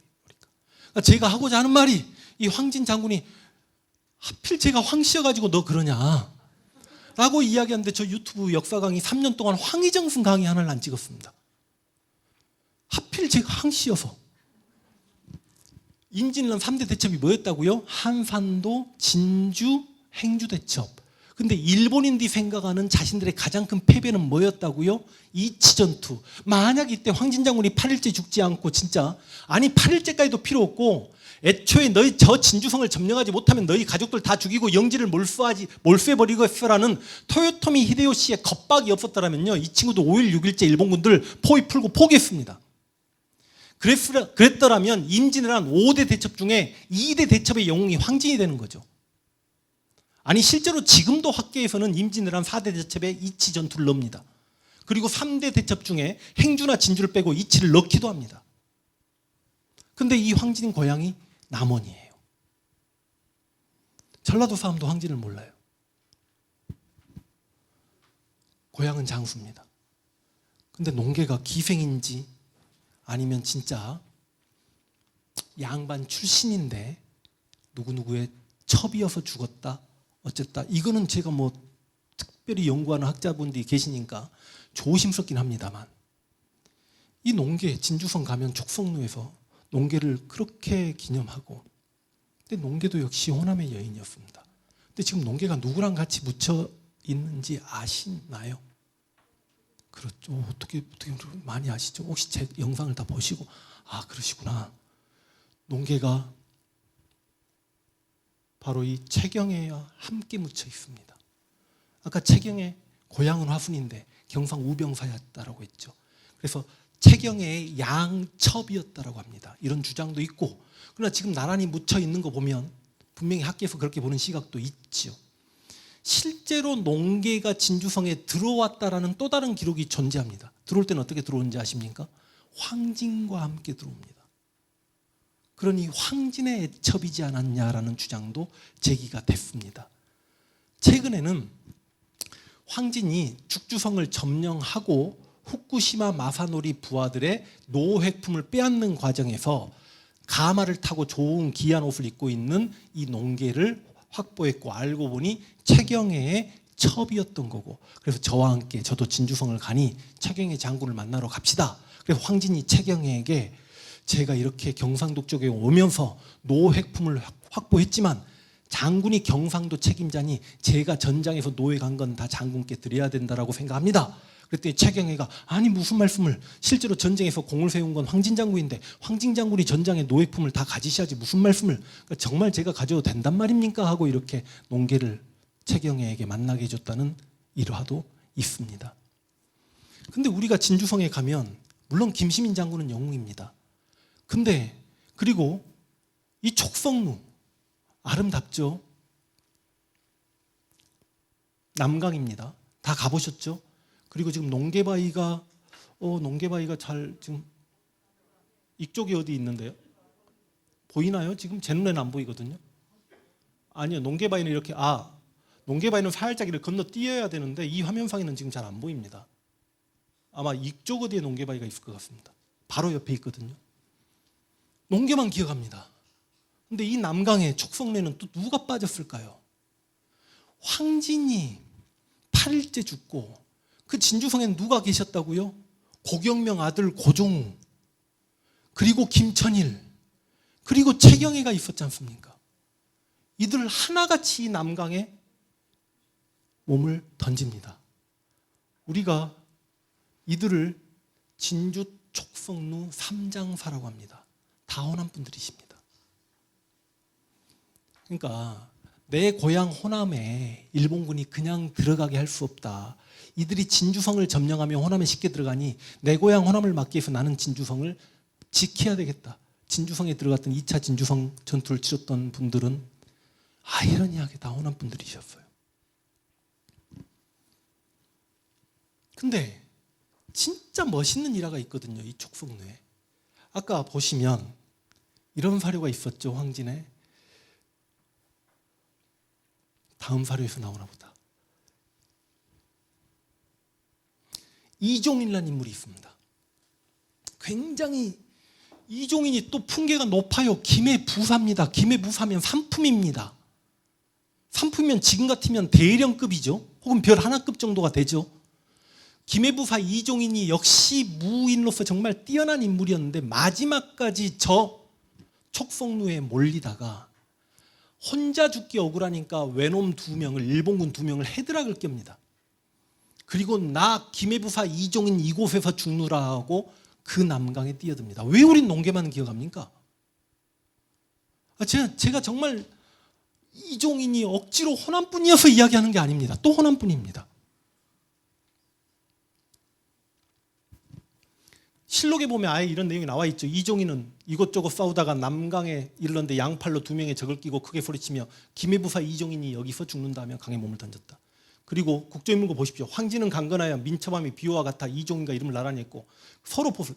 이종인하고 황진 장군은 또 의형제사이십니다. 친하게 지내며 생사를 같이 하고 약속했는데 결국은 그 뜻대로 되고 말았다. 그래서 우리가 황진 장군은 좀 기억했으면 좋겠고, 개인적으로 이제 제가 이렇게 황진 장군 강의를 하다 보니까 황진 장군 관련 영화 제작 이야기가 조금 들어와가지고 좀 준비하고 있는 측면도 좀 있습니다. 그리고 지금 젊은 친구들은 이제 그나마 제 강의로 인해서 그 젊은 친구들은 포드 마스터라고 합니다. 누가 가장 우리 역사에서 싸움을 잘했냐? 라고 할 때 척준경막 이런 인물에 매료되고, 옛날 도깨비라는 드라마 때문에 그렇습니다만 지금 아이들 대화하는 창을 보면 이제는 황진이라는 인물을 상당히 많이 압니다. 제가 나름 역할을 했구나라고 좀 생각하고 있고요. 그 다음 여러분, 이제 황진이 죽고 전라도 담양에서 김덕령이 거병합니다. 근데 김덕령은 양반이기도 한데 진짜로 이게 믿지 못하겠습니다. 10몇 살 때 호랑이를 맨손으로 잡았다고 합니다. 근데 이게 한 마리가 아니라 다 해서 20살 될 때까지 4마리 호랑이를 때려잡았답니다. 기록에 나옵니다. 그러니까 그만큼 힘이 장사였단 말이죠. 근데 김덕령은 여러분 실제로 선조가 의병장 총사령관, 조선의 의병을 총괄하는 직위를 줍니다. 그런데 김덕령은 실제로 큰 공을 세우진 못합니다. 왜 그랬을까요? 2차 진주성 전투. 그래서 임진왜란을 생각할 때마다 가장 가슴 아픈 게 바로 2차 진주성 전투고, 저 2차 진주성 전투에서 최경혜의 부인인지 아닌지 모르겠지만 농계가 일본군을 껴안고 농계바위에서 뛰어내렸고, 그런데 토요토미 히데요시가 말한 대로 2차 진주성 전투 이렇게 해서 진주성을 점령했으면 호남 진격에도 될 텐데, 임진왜란은 1592년에 발발해서 1598년까지 7년 전쟁이라고 하지만 거의 6년 반, 6개월 정도 전쟁인데요. 임진년에 발발한 전쟁이 1년 반, 가장 뒤에 정유재란 1년 반, 앞에 3년 반 정도는요 휴전입니다. 휴전을 제공했던 전투가 바로 2차 진주성 전투입니다. 왜 휴전됐을까요? 명나군하고 화해했기 때문에, 서울 내주고 약속을 지켰기 때문에. 그러려면 공격을 안 했어야죠. 진주성을요. 진주성에서 일본군 4만여 명의 사상자가 나옵니다. 그러니까 쉽게 이야기하면 황진은 조선에 휴전을 선물해주고 죽은 거죠. 휴전 중에 의병장 총사령관이 되신 분이 김덕령입니다. 그러다 보니까 실제로 전장에 나갈 일이 별로 없었죠. 우리가 이순신 장군이 23전 23승이라고 하지만 자세히 들여다보면 무승부도 조금 있습니다. 뭐 장문포해전 같은 경우는. 근데 실제로 이순신은요, 그 무승부 전투는 자신이 의도해서 나가지 않고 거의 끌려가다시피 한 전투. 그러나 이순신은 단 한 척의 판옥선도 잃은 적이 없기 때문에 절대 패가 아니죠. 근데 실제로 김덕령이랑 그 장문포 전투에서 함께 하기도 했지만, 근데 문제는 이 김덕령이 이렇게 의병 총사령관을 하고 있고 담양이죠. 근데 이몽학의 난이 일어납니다. 그래서 이몽학의 난을 진압하라는 명령이 떨어져서 김덕령이 군대를 이끌고 가다가 이몽학의 난이 진압됐다는 이야기를 듣고 군대를 돌렸는데, 선조는 야, 너 이몽학의 난을 왜 빨리 진압하지 않아? 너 다른 마음 있는 거 아니냐고 그 김덕령을 불러 올려서 고문을 가하죠. 진짜 그랬는지 안 그랬는지 모르겠지만 그때 김덕령의 나이가 28살이기 때문에 호랑이를 때려잡았으면 천하장사 아닙니까? 일설에 의하면 진짜 이런 말이 있습니다. 일본군이 김덕령이 있는 곳은 피해 다녔다. 총을 쏘면 총알이 김덕령 몸에 맞으면 튕겨져 나갔다. 그런 말이. 근데 이것도 믿어야 될지 모르겠지만 실제로 고문을 당하다가 옥을 파쇄하고 뛰쳐나갑니다. 그랬다가 다시 돌아옵니다.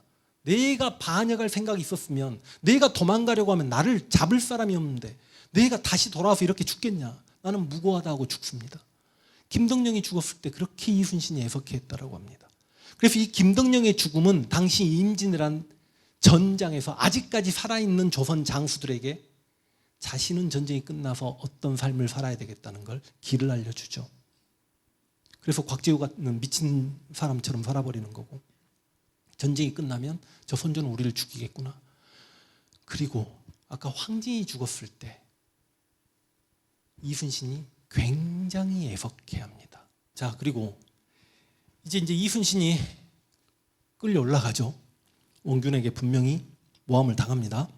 최근에 이제 원균 뭐 다시 재평가 막 있고, 저기 평택에서 원균 기념관이 만들어지고 그랬다고 하길래 제가 하도 어이가 없어가지고, 아유, 요즘처럼 원균이 과대평가되는 경우가 없다라고 하면서 한 40분짜리 50분짜리 영상으로 원균을 죽어라고 까는 영상을 찍었더니 평택으로부터 또 고발당했습니다. 지금 진짜 무능의 표본이라고 보시면 되겠습니다. 그러니까 뭐냐면, 아무리 군사작전 지휘 능력이 없다고 하더라도 서당께도 3년이면 풍어를 읊는다 이런 말이 있잖아요.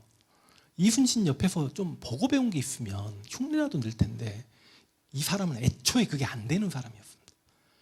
이순신은 그 많은 전투를 치르면서 단 한 번도 한 척의 판옥선을 정말 잃은 적이 없습니다. 그러니까 이순신은 정말 공부를 하면 할수록 소름이 끼칠 정도로 무서운 인물입니다. 강의 끝나고 잠깐 이순신 질문해 주시면 제가 이순신 이야기를 그때 할게요. 근데 원균은 이때 칠천량에서 조선의 수군을 괴멸시켜버립니다. 항상 우리 승리만 생각할 게 아니라 이순신이 한산도에서 승리하고 그 전부터 옥포, 하포, 젖진포, 사천, 당포, 다항포, 율포, 한산도, 앙골포, 부산포, 이게 1592년에 그 많은 10번의 전투에서 합친 것만큼 패배. 그건 너무했다. 한산도 승리보다 2배 큰 패배입니다. 괴멸이죠. 근데 이순신 이 상황에서 다시 삼도수군 통제사가 돼가지고 칠천량 패배입니다. 거북선 다 날아가고요. 그래서 여러분 칠천량 해전이 정말 화가 나고 원균이 싫은 이유가 뭔지 아십니까? 칠천량에서 조선 수군이 괴멸되니까 이제 일본군은 재침이 가능하죠. 왜? 수군으로 남해 바다, 서해 바다, 보급로를 확보할 수 있으니까. 한양을 점령해도 한강으로 물자나 군수품이 식량이 보급될 수 있으니까. 그래서 칠천량에서 원균이 정확하게 패배하고 바로 정유재란 시작입니다. 근데 정유재란 보시면 경상도는 거의 산 쪽으로 산성들 깨고 가는 거고 바로 어디부터 치고 들어옵니까? 호남 남원하고 전주부터 치고 들어와 버리죠. 그래서 칠천량 해전이 안타깝고 원균이 꼴 보기 싫은 겁니다. 왜? 여러분 임진왜란이 발발하자마자 부산성에 있는 백성 다 죽입니다. 정발장군, 동래성의 송상현 장군이 지키고 있는 동래성의 백성들 다 죽입니다. 근데요, 전쟁 막 초창기에 성 2개 밟을 때는 백성들 다 죽였지만 실제로 임진왜란 때는 일본군이 조선인들을 많이 죽이지 않습니다. 왜 안 죽일까요? 아까 제가 각 팔도의 책임자를 말씀드렸잖아요. 그들은 조선을 지배하면 자기 백성들입니다. 그럼 잘해줘야 그 백성들이 세금도 내고 일본이 내가 이 땅을 지배해도 잘 따를 거 아닙니까? 그래서 실제로 임진년에는 친일파들이 엄청나게 나옵니다. 그 친일파를 우리는 순외자라고 합니다. 외를 따랐던 사람들. 이순신이 적의 전진기지였던 부산을 공격하려고 할 때 순외자들이 일본군 편에 서가지고 통화에 애기살 넣어가지고 편전 넣어가지고 써는 건 조선인들만 쓸 수 있는 활이거든요. 그걸 쏘아버리니 이순신이 노발대발 분노해버립니다. 그래서 당시에 조선인들이 일본의 그 다이묘들을 초반에는 상당히 따릅니다. 그런데 실제로 일본에 만약에 이순신이 안 계셨다고 하더라도 일본의 식민 지배가 오래 갔을까요? 제가 볼 때는 절대 아니올시답니다. 왜 그랬을까요? 당시 조선인들은 꼬맹이 10살짜리들이 하늘천 따지를 다 합니다. 그런데 당시 일본의 다이묘들은 글을 읽을 줄 모릅니다. 조선인들은 기본적으로 숙문사상이라는 게 있었기 때문에 글을 모르는 지배자를 마음속으로 정말 따르고 인정하기는 어렵습니다. 또 하나, 우리가 이상하게 조선사를 물론 비판받아야 될 측면도 많습니다. 그러나 항상 피지배층들은 착취당했다 어쨌다라고 하지만 조선이 후기 특히 18에서 10 정조가 1800년 죽고 19세기 가서 세도 정치기에 정말 조선이 무너졌고 그 당시 흑백 사진들이 막 돌아다니면서 조선은 미개했네 가난했네라고 이야기하지만 실제로 500년 동안의 왕조가 지속되기도 쉬운 일은 아니었을 거고 조선의 성리학적 가치관 중에 그 중국의 4대하고 화이사관, 화가 중국입니다. 이가 오랑캐. 그 존화주의에 빠져가지고 정말 그 성리학 중심의 그 신분질서에 매몰돼 있고 그런 것들은 비판받아 마땅하지만 성리학적 통치 이념인 민본만큼은 진짜 박수 받을 만 하거든요. 여러분 조선시대 건축물들 중에 왜 이렇게 멋있고 크고 이런 게 없대요? 민본 때문에 백성들 노역에서 동원해서 함부로 이렇게 노역의 현장에 끌고 가기를 싫어했습니다. 국가에서. 정확하게 조선에서 보면 농민들은 이렇게 조세 공납력에 수탈당하고 세금도 이렇게 많이 내고 소작농들은 지주에게 생산량의 절반을 빼앗기고 병작반수 때문에 수탈당했다라고 하는데요.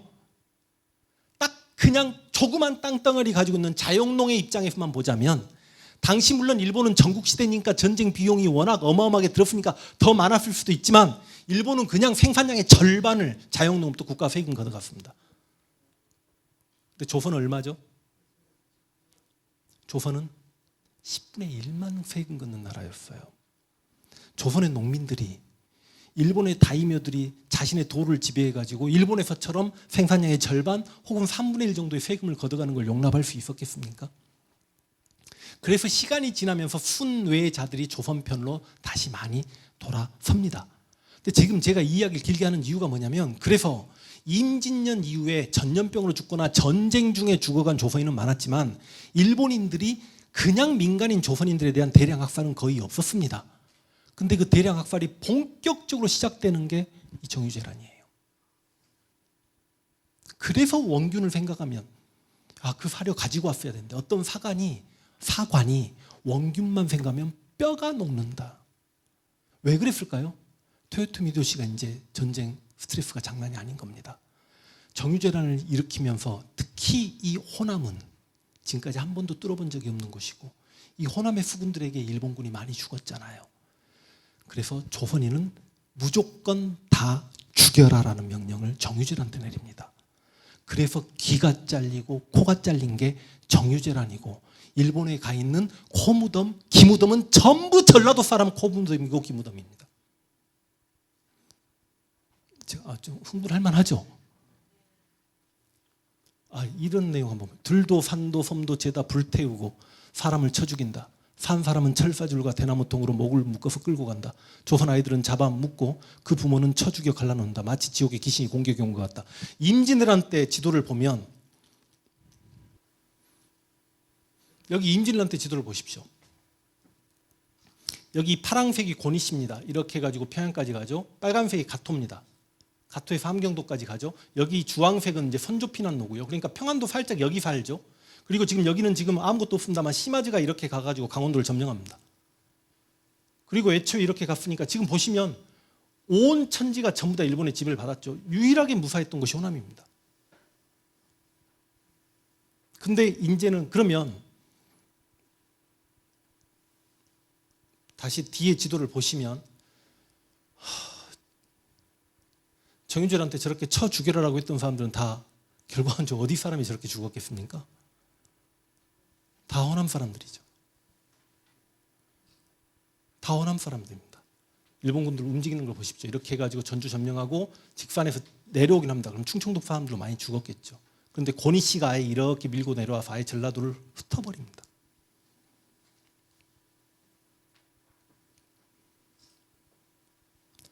자, 이순신이 시기를 보시면 8월 15일 남원 전투 막 이렇게 패하죠. 그런데 이제 저렇게 일본군이 직산까지 올라가 있습니다. 이렇게. 그런데 그럼 당연히 이제 다시 수군도 함께 서해바다로 수륙 병진 정책을 일본 입장에 펴야 되겠죠. 그걸 이순신이 10세척으로 133척을 막습니다. 그게 명량이죠. 근데 이순신이 10세척으로 133척을 맞는다라고 하는데, 그래서 이순신은 정말로요, 이게 13척 대 333척이다 이런 말도 들어본 적이 있죠. 당시 일본군은 정확하게 333척이 맞습니다. 근데 그 중에 133척이 명량으로 들어왔던 거고, 그럼 이순신은 정확히 13척이 맞습니다. 근데 간혹 가다가 또 12척이 133척을 맞서 이겼다는 이런 기록도 본 적이 있나요? 왜 12척이라고 하냐면 당시 새롭게 전라 우사가 된 김옥추가 도망을 가버립니다. 그래서 12대 133이란 말도 나오는 거고, 그런데 엄밀히 따지면 11척은 이순신의 대장선을 기암을 빼놓은 11척은 두려움에 울tur목 명량까지 안 들어갑니다. 그래서 제가 영화 명량은 참 잘 만들었다, 사실에 입각했다, 기본적으로 큰 전투신이, 그러나 한사는 완전히 픽션이다. 이순신이 혼자 몇 시간을 버텼던 전투입니다. 실제 영화처럼. 그래서 결과적으로 12척으로 133척을 깨버리면서 일본군이, 물론 이순신이 명량에서 승리하고 잠깐 후퇴해가지고 충청도 바다까지 서산 쪽까지 올라갔다가 다시 내려오긴 하지만 결과적으로, 그런데 영화 마지막에 명량에서도 그 말 나오죠. 전라도 사투 있으면서 우리 후손들이 이거 다 알란가 몰라 이런 이야기 나오죠. 그래서 이순신이 명량에 승리하고 난 다음에 다시 삼도 수군 통제사가 돼 있었고, 명량에 승리하고 난 다음에 예전에는 삼도 수군 통제사 본부가 한산도였죠. 근데 이제는 어디로 갑니까? 완도의 고금도로 갑니다. 근데 또 완도 고금도를 몰라요. 그러니까 한산은 이순신이 승리하고 삼도 수군 통제사가 되고 임진년인 다음해인 개사년 1593년부터 이순신이 파직당할 때까지 한 4년 5년 정도 삼도수군 통제사 본부였기 때문에 지금 한산도는 또 돈도 많고 동네가 그러다 보니까 또 예쁘기도 해요. 섬이 한려해상 그래가지고, 그러니까 얼마나 이순신 유적지로 잘 꾸며져 있습니까만 대신 이 차이는 있습니다. 한산도는 기본적으로 무인도입니다. 그냥 이순신의 군사기지로 끝입니다. 근데요, 이순신이 명량에서 승리하고 이 고금도의 자리를 잡았습니다. 완도죠. 다 완도 약산 신지고금, 이 고금에 자리 잡았을 때는 정확하게 기록에 4만여 호가 이순신에게 모여들었다는 내용이 있습니다.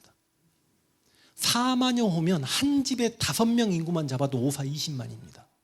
20만이면 한양의 인구를 뛰어넘습니다. 당시에는. 오죽하면 이순신이 여기 조선인, 당시 이순신 밑으로 가야 산다는 소리가 들리니까 이순신이 바다에서 통행세를 걷어서 군대를 운영하고, 그래서 명나라 장수 진린이 왔을 때 고금도에서 그렇게 명나라 군대 5,000명을 고금도에 앉히고 그들을 먹일 만큼 이순신이 재력이 있었다는 거죠. 당시. 그러니까 여기가 당시에는 중심지였다고 보시는 게 맞을 것 같습니다. 한반도에. 그리고 이순신이 돌아가실 때 이 고금도에 시신이 처음 묻힙니다. 월성대죠. 그리고 지금 충남 아산까지 이렇게 올라가죠. 전라도 완도 고금도에 가면 이렇게 월성대가 있습니다. 그래서 이순신 장군께서 호남에 대해서 뭐라고 이야기했죠? 양무, 호남, 시무, 국가란 말이 틀린 말이 아니겠음을 좀 강의를 들으시면서 좀 조금은 동의해 주실 수 있겠습니까? 그래서 임진왜란 때 분명히 호남과 일본의 전쟁이었고, 그리고 시간이 한 300년 정도 지났습니다. 일본군이 다시 텐진 조약이란 조약으로 인해서 청나라 군대와 함께 조선 땅에 들어왔고 청일 전쟁을 일으키고 있는 그 무렵에 그 일본군과 싸웠던 사람들은 다시 호남의 동학인들이었습니다. 그래서 우리가 동학농민운동이 반봉건 반외세잖아요. 이때 동학농민군이 충청도 공주 우금치에 가서 패하잖아요. 그 우금치는 바로 서울을 장악하고 있는 일본군을 몰아내려고 올라가다가 패한 거고요. 그리고 여러분, 을미의병, 을사의병, 정미의병. 근데 을미의병은 을미사병과 단발령 때문에 유인석 혹은 이송, 을사의병은 의병, 을사죄악 때문에 최익현, 신돌석, 민종식. 그리고 이제 정미의병은 1907년에 고종태 위와 군대 예산 때문에. 근데 정미의병이 전국적인 의병이거든요. 전국적 의병이라고 하는데 일본군이 정미의병 1907년 그리고 1908년에 13도 창의군, 근데 이인영이 총사령관 서울진공작전 준비하다가 아빠 죽었다고 집에 가버리죠. 실패합니다. 허위가 동대문까지 치고 왔다가 실패하고 나서 1909년에 남한 대토벌을 합니다. 아니 1910년에 일본이 한일 병합조약에서 나라를 빼앗아 가려면 한반도에 있는 일단 의병들은 일본 입장에서는 다 소탕해야 될 거 아닙니까? 그게 1909년인데 남한 대토벌입니까? 호남 대토벌입니까? 호남 대토벌입니다. 3.1운동 때 전라도 지역에 생각보다 3.1운동이 많이 없었다라고 전라도를 비하하는 사람이 있는데요. 당할 만큼 호남이 당해버린 거죠. 그리고 일제강점기 광주학생운동, 그리고 1980년 광주 5.18 민주화운동까지 호남은 항상 역사에서만큼은 정의의 반대편에 서본 적이 없다는 말씀을 드리면서 강의 마무리할 수 있도록 하겠습니다.